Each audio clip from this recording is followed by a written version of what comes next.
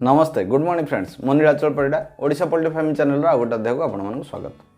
आज आम वर्षा दिन होता गोटे कमन आ प्राय फार्मर अनुभूति रखिथिबा गोटे डिजीज उपर कथा बा।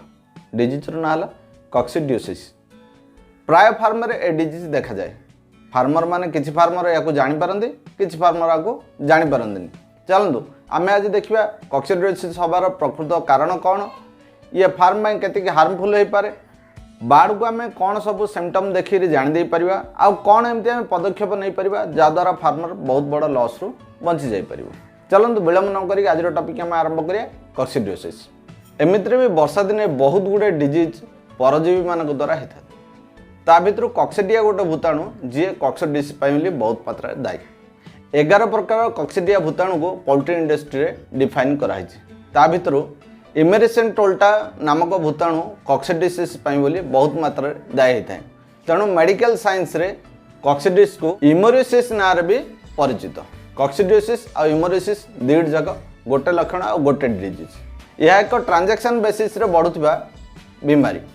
ट्रांजैक्शन बेसिस कौन ना कौन सी गोटे जगार इन्फेक्शन हो आउ से इन्फेक्शन थिबा जगह देखिए कौ बाड़ गला कि से जब कौ बाड़ बसला कि रहा ताले से बाड़ भी ता द्वारा संक्रमण हो केमिति या विषय आम वीडियो मझी भाग में जाना। कॉक्सिडियोसिस गोटे एमती डिजीज से प्रायतः टेम्परेचर वेरिएशन रे बहुत मात्रा रे व्यापे।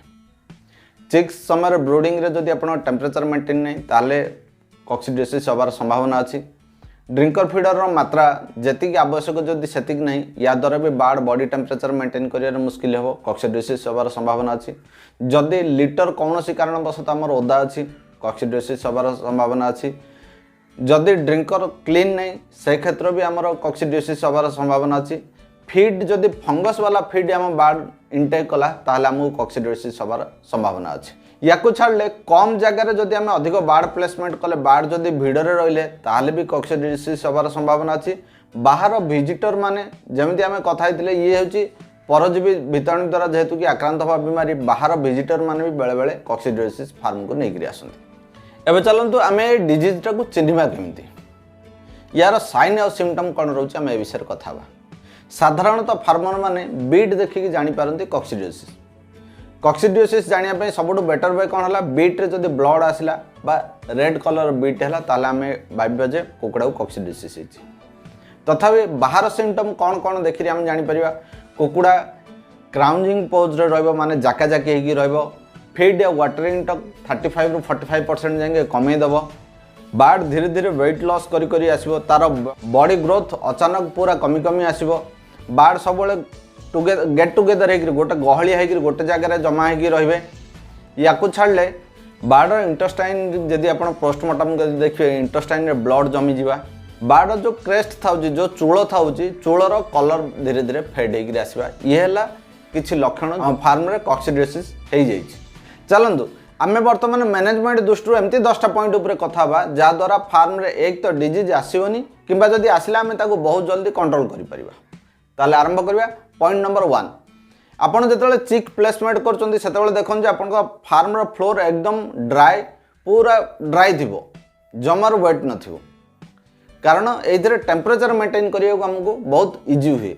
जदि वेट अच्छी कौन करवा आम तापर चून दे पार। चून देले हठात से मॉइस्चरटा झिकीदेव कि आप पॉलीथिन तले यूज करके जहाँ जमी आप लिटर कर लिटर बंदोबस्त कर चिक्स प्लेसमेंट करें। 2 नंबर पॉइंट गोटे सप्ताह है कुकुड़ा को आपण डेली आपण जो लिटर को रैंकिंग करंतु। जदि डेली आपण लिटर को रैंकिंग करुचंदी गैस फॉर्मेशन बहुत कम करिवो प्लस जहाँ लिटर ओदा होची ताकू बहुत जल्दी सुखिबारे साहाय्य करिवो।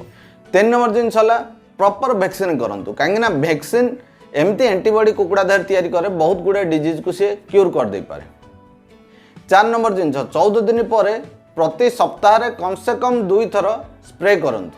5 नंबर जिनस फार्म भितर को वर्षा पानी जमती न पशिबो तार प्रॉपर बंदोबस्त करंतु। 6 नंबर जिनस आपण वाटर लाइन किंबा ड्रिंकर जदि लीकेज अच्छी ताकू चेक करंतु कहीं आमर जदि लिटर ओदा हला ताले ओबियसली फार्म रे कॉक्सिडियोसिस हबार संभावना बढ़ी जाए। सबले फार्म रे आवश्यक हिसाब रे ड्रिंकर फीडर अधिक रु अधिक मात्रा रे यूज करंतु।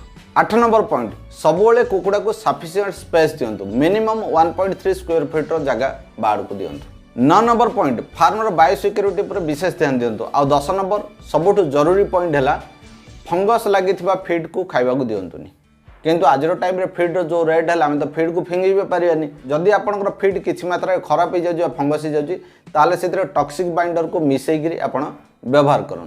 तो ये तो थिला मैनेजमेंट रे आम केमती कॉक्सिडियोसिस को कंट्रोल करि परिबा। जदि मैनेजमेंट रे भी आम हारी गले बर्तमान आम मेडिसिन उपर कथा बा कौन कौन मेडिसिन ट्रीटमेंट रे आम कॉक्सिडियोसिस को भल करि परिबा।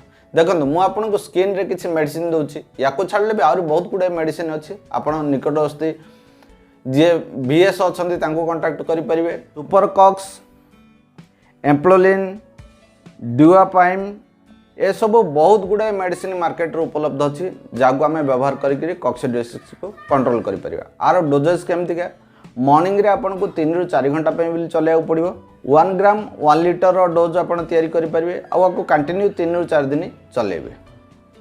ये बहुत डेंजरस डिजीज किंतु आगु जदि आम प्रॉपर तरीका रे ट्रीटमेंट करूँ कंटिन्यूअस आर ट्रीटमेंट को बहुत जल्दी आम आगु मैनेज भी कर दे परिबा। लास्ट में मुझे गोटे स्पेशल टिप दवा चाहूँगी प्राय फार्मर बोर्डिंग रे जो लिटर यूज करता से फिंगिरी दियंती बोर्डिंग रू बाहरला परे किंतु बोर्डिंग जो लिटर बाहर बोर्डिंग लिटर रे एंटी कॉक्सी रो गोटे फॉर्मेशन ऑटोमेटिक तैयारी होता है। जितेबाला आपण बोर्डिंग को शिफ्ट करुँच बोर्डिंग रे बाहर लिटर को जदि तादेह आप बिछी दौरान किसी मात्रा देखिए कॉक्सी हबार चांसेस बहुत मात्रा कमी जाए। ये थिला संपूर्ण वीडियो कॉक्सिडियोसिस उपरे या विषय अधिक जानकारी पाइले आप मत व्हाट्सएप बा ईमेल करेंगे। वीडियो को लास्ट जाए देखि चैनल को एत सुंदर भल पाइबा समस्त को विशेष धन्यवाद।